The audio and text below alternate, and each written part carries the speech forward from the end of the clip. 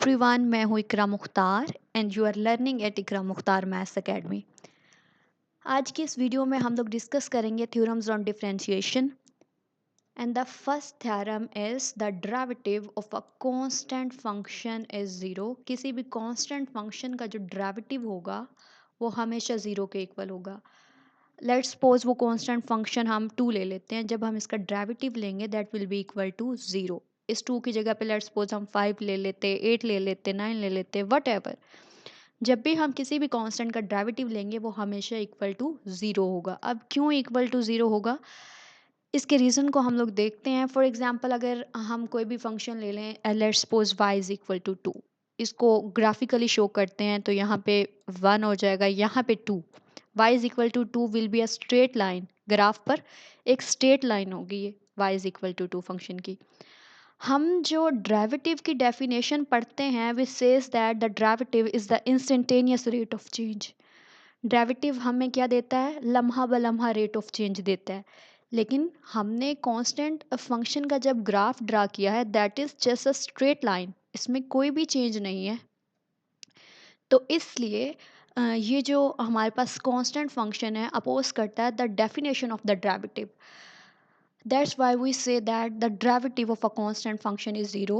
इसलिए जो डेरिवेटिव होता है किसी भी कांस्टेंट फंक्शन का वो इक्वल टू ज़ीरो होता है। अब नेक्स्ट प्रोसीड करते हैं। देन वी हैव, अगर हमारे पास कोई वेरिएबल है x, हम विद रिस्पेक्ट टू x ही इस वेरिएबल का डेरिवेटिव अवेल्यूएट करना चाहें तो हम देखते हैं कि अगर हम इस पे फर्स्ट प्रिंसिपल अप्लाई कर दें तो हमारे पास डेरिवेटिव क्या आता है। फर्स्ट प्रिंसिपल के लिए सबसे पहले तो जो भी हमारे पास फंक्शन है, लेट्स सपोज अब हमारे पास वेरिएबल x है, हम लेट कर लेते हैं इसको इक्वल टू y और इस इक्वेशन को लेबल कर देते हैं as equation number 1। In the second step हम इंक्रीमेंट कर देंगे y में डेल y का, x में डेल x का और इस इक्वेशन को लेबल कर देंगे as equation number 2। In the third step, subtracting equation 1 from equation 2, subtract कर देंगे equation 1 को equation 2 से। तो ये y plus del y minus y, x plus del x minus x। अब यहाँ पे क्योंकि ये y एक पॉजिटिव है एक y नेगेटिव है, both will cancel each other. एक x यहाँ पे पॉजिटिव है, एक x यहाँ पे नेगेटिव है, both will cancel each other. तो हमारे पास आ जाएगा यहाँ पे del y is equal to del x। In the fourth step, dividing both sides by del x, हमने बोथ साइड्स को डेल एक्स से डिवाइड कर दिया। अब ये del x will be divided by this del x, तो हमारे पास आ जाएगा 1 del y over del x. Applying limit as del x approaches to zero, अगर मैं इस सारी वैल्यू पर लिमिट अप्लाई कर दूं बोथ साइड्स पर, यहाँ पे भी और यहाँ पे भी, तो ये जो सारा फैक्टर है as we know that we have discussed in the previous videos, ये क्या देगा हमें, डेरिवेटिव देगा ऑफ दैट फंक्शन। और कांस्टेंट फंक्शन पर अगर हम लिमिट अप्लाई करते हैं तो हमारे पास वही कांस्टेंट फंक्शन वापस आ जाता है। तो यहाँ पे लिमिट अप्लाई की अगर 1 पर तो हमारे पास 1 ही आ जाएगा। अब हमने देखा कि हमने जब क्या किया, इस y की जगह पे अगेन मैंने रिप्लेस कर दिया the original function which was x।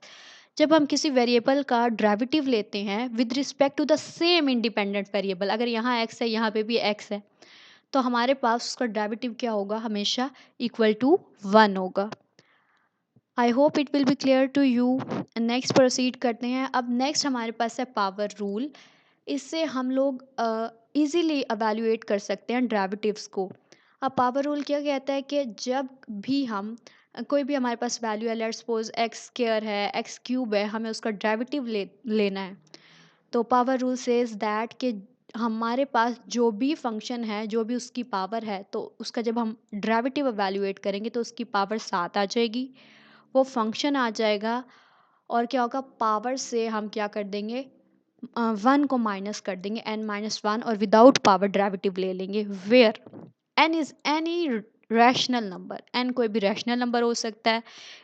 For example, अब एग्जाम्पल से it will be more clear to you. अगर हमारे पास कोई भी एक फंक्शन है, लेट्स सपोज मैंने कहा y is equal to x cube, हमें इसका डेरिवेटिव अवेल्यूएट करना है तो इट्स क्वाइट ईजी। जब हम d y over d x लेते हैं तो y की जगह पे again the function which is given to us is x cube और हमने इसको लिखा d over d x. Power rules के अकॉर्डिंग हमारे पास पावर आ जाती है 7, x की पावर थी 3 तो ये मैंने 3 लिख दिया। फिर मैंने x एज इट इज़ लिखा, उसकी पावर में से एक कम कर दिया, 3 पावर थी तो मैंने लिखा 3 - 1।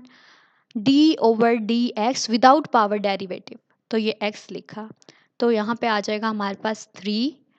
अब इस 3 में से माइनस कर देंगे 1 को, तो यहाँ पे रह जाएगा 2x will remain as it is. और आप लोगों ने अभी देखा कि d/dx with respect to x ये किसके इक्वल होगा, इसका derivative will be equal to 1।